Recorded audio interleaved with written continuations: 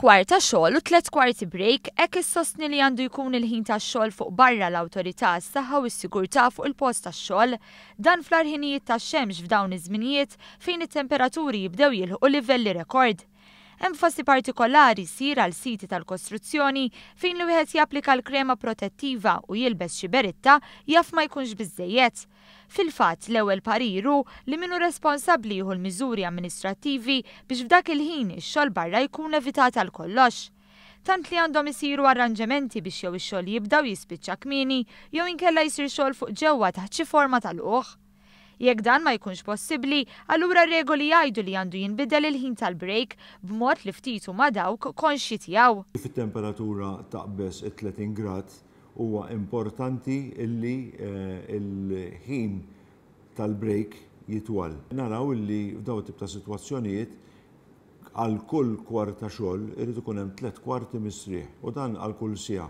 Mela jekk pereżempju qegħdin ngħidu li xogħol ta' bejn nofsinhar u siegħa irid ikun hemm kwarta bis-xogħol u 3 kwarti misrieħ biex il-ġisem jilħaq jerġa' jadatta ruħu għal dawk it-temperaturi għolin.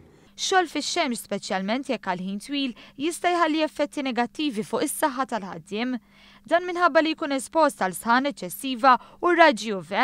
Għalkemm il-ġisem għandu diversi mekkaniżmi ta' difiża illi jgħinu biex iżommu t-temperatura stabbli, meta l-persuna tkun qed taħdem f'xogħol li jesponiha l-iktar sħana, ikun hemm riskju li d-difiża tal-ġisem ma tlaħħaqx b'riskju serju għal saħħtu.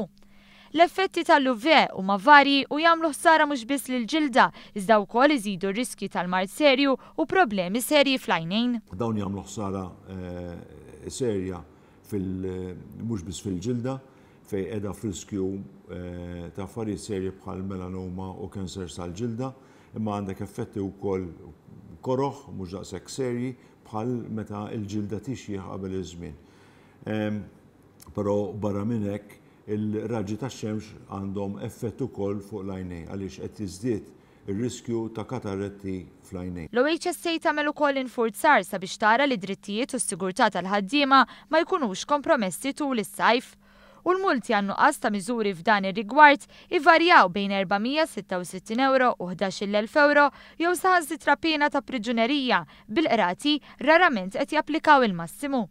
Għalhekk Gawċi jemmen li bħalissa il-liġijiet huma adattati. Ninvestigaw kull ilment fej ħaddiema jkunu qegħdin jikkomplejnjaw jew jilmentaw dwar nuqqas ta' miżuri għall-saħħa u sigurtà.